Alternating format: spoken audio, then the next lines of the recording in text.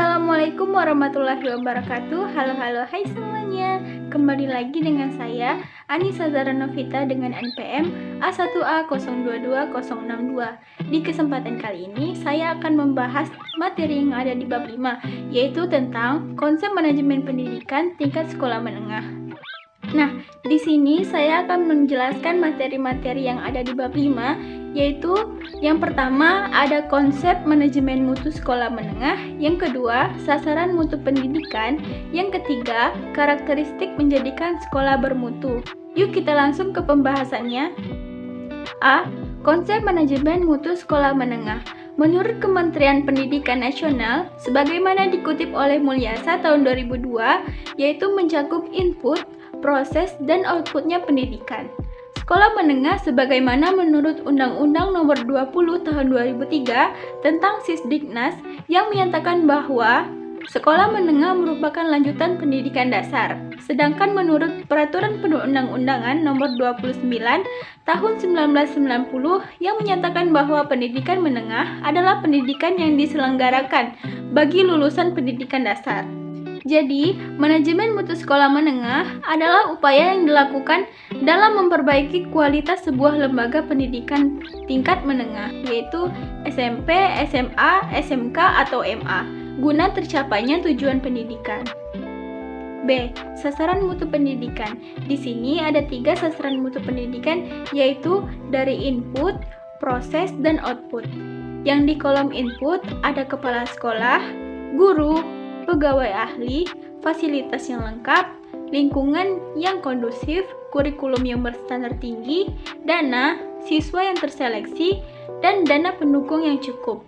Pada kolom proses, yaitu ada KBM atau metode dan pengujian efektif, ada organisasi atau manajemen administrasi yang baik, hubungan masyarakat atau industri yang erat, kegiatan ekstrakurikuler yang aktif atau semarak, dan pengendalian mutu efektif. Pada kolom output, di sini ada nilai hasil belajar yang memuaskan, kompetisi yang dicapai di atas standar, tingkat kelulusan yang tinggi, keterserapan ke dunia kerja yang tinggi, dan kepercayaan masyarakat yang tinggi. C. Karakteristik menjadikan sekolah bermutu. Nah, untuk mengelola sekolah, pastinya ada hal-hal yang harus diperlukan, yaitu yang pertama, memahami fungsi sekolah, serta maksud dan tujuan pendidikan atau cita-cita bangsa. Yang kedua, memahami kebijakan pemerintah dalam bidang pendidikan dan Undang-Undang Sisdiknas.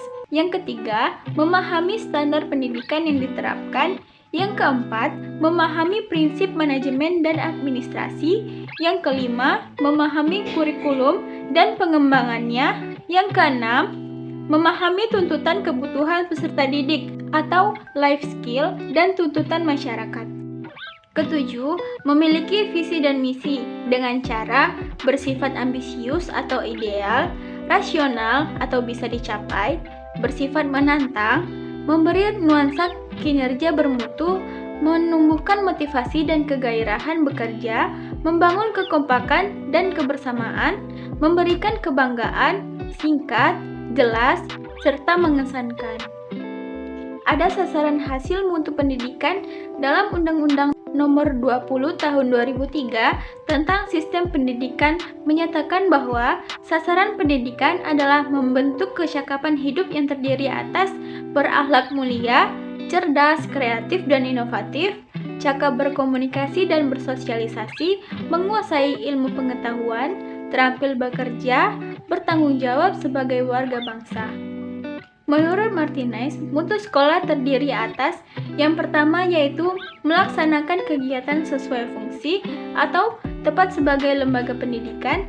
Yang kedua, memiliki keunggulan. Yang ketiga, terpercaya sebagai sekolah yang baik.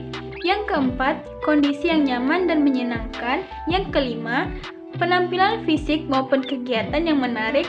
Dan yang keenam, mengesankan. Pengelolaan sekolah menengah terfokus pada yang pertama yaitu pembaharuan SMA yang berkelanjutan dalam rangka meningkatkan mutu pendidikan. Yang kedua, implementasi sistem manajemen dengan mempertimbangkan peran SMA dalam membangun MBS di SMA. Yang ketiga, implementasi sistem manajemen SMA dalam kerangka konsep Bilenge dengan melakukan sinkronasi terhadap MBS. Yang keempat, implementasi sistem manajemen SMA dalam kerangka good governance. Yang kelima, implementasi sistem manajemen SMA yang adaptif dengan perkembangan ICT. Ada 8 standar pendidikan sebagai acuan atau arah pengelolaan sekolah, yaitu yang pertama, standar ISI, yang diantaranya ada memahami fungsi lembaga sekolah sebagai wawasan wiyata mandala, melakukan pengembangan kurikulum sekolah atau KTSP termasuk silabus, menyelenggarakan kegiatan intrakurikuler, ekstra, dan bimbingan konseling, menerapkan pendekatan kurikulum berbasis kompetensi dan strategi PSG, dan menerapkan struktur program pembelajaran sesuai standar. Yang kedua ada standar proses, diantaranya menerapkan jumlah siswa maksimal per kelas 32 siswa, beban kerja guru mengajar minimal 24 jam per minggu, menerapkan prosedur penyelenggaraan KBM, memberikan pengalaman belajar yang variatif, eksplorasi, elaborasi, konfirmasi, dan pemanfaatan TIK, dan melaksanakan program prakerin. Yang ketiga, ada kompetisi lulusan, yang diantaranya yaitu menyusun dan menetapkan KKM, menetapkan kriteria kenaikan kelas dan kelulusan yang memenuhi standar, mengembangkan kecakapan hidup, mengembangkan kemampuan berkreasi atau berkarya, kemampuan menggali informasi, dan mengembangkan sikap santun, etika, estetika, disiplin, sportif, dan percaya diri. Yang keempat yaitu ada standar pendidik tenaga kependidikan, yang diantaranya memenuhi kebutuhan jumlah guru dan tenaga kependidikan sesuai ketentuan, memenuhi kualifikasi akademik, memenuhi kualifikasi khusus atau kepribadian, memenuhi kualifikasi kompetensi di bidang tugasnya, dan memiliki kemampuan wirausaha.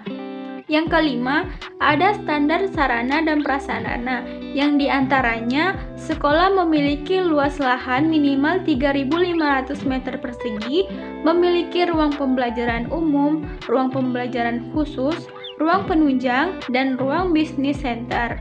Memiliki air bersih yang cukup, saluran air hujan dan air limbah, dan tempat sampah. Yang keenam, ada standar pengelolaan, di antaranya dalam pengelolaan memiliki visi dan misi, memiliki program kerja jangka panjang, menengah, dan program kerja tahunan, memiliki struktur organisasi, serta uraian tugas dan mekanisme kerja, dan menciptakan lingkungan dan iklim kerja yang kondusif. Ketujuh, ada standar pembiayaan, yaitu sekolah memiliki investasi lahan dan gedung, investasi, dan biaya untuk operasional dan pengembangan sekolah, memiliki rencana kerja dan rencana anggaran sekolah. Pengelolaan dana masyarakat dilakukan transparan, efisien, dan akuntabel, dan buku catatan pengelolaan yang lengkap, serta pelaporan pertanggungjawaban. Yang terakhir yaitu standar penilaian pendidikan, yang terdiri atas sekolah melaksanakan penilaian hasil belajar dengan pelaksanaan tes, ulangan, atau ujian sesuai standar operasional prosedur. Sekolah menginformasikan secara jelas kepada para siswa tentang kompetensi yang hendak dicapai, serta segala rancangan dan kriteria penilaiannya. Alat dan teknik penilaian disesuaikan dengan karakteristik mata pelajaran, serta mengacu pada indikator pencapaian kompetensi.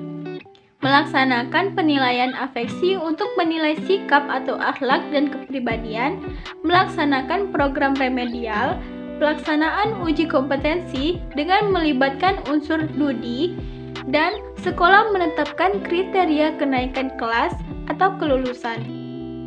Nah, itu saja pembahasan yang ada di bab 5 tentang konsep manajemen pendidikan tingkat sekolah menengah. Sekian dari saya. Assalamualaikum warahmatullahi wabarakatuh. See you!